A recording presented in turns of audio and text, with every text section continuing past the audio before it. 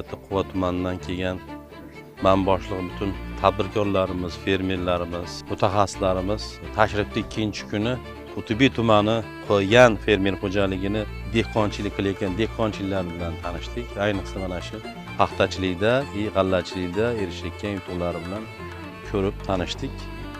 Keyingi yillarda O'zbekistonda, qolaversa Farg'ona viloyatida, Quva tumanida ham shu viloyatimiz hokim boshchiligida Shinjon usulida o'sha paxtani ekish va paxtadan yuqori hosil olish bo'yicha juda katta ishlar qilinyapti. Mana hozir kelib biz shu Xuyan fermer xo'jaligi dalasidagi paxtani ko'rdik.